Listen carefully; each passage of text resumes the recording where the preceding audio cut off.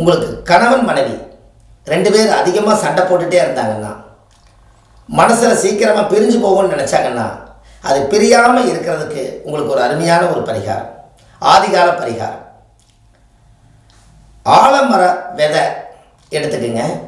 அப்படி இல்லைன்னா ஆலமர நாற்று ஒன்று வாங்கி, ஒரு கோவில் சிவனுடைய ஆலயம் அல்லது அம்பாளுடைய ஆலயம் இல்லை உங்கள் குலதெய்வ ஆலயத்தில் கொண்டு போய், என்னுடைய குடும்பம் ஆள் போல் தலைச்சு நல்ல வேரூன்றி படர்ந்து என் வாழ்க்கை நல்லா இருக்கும்னு சொல்லி ஒரு முறை ஆலமர வேரை கொண்டு போய் விதைச்சி அதுக்கு தண்ணி ஊற்றிட்டு வாங்க.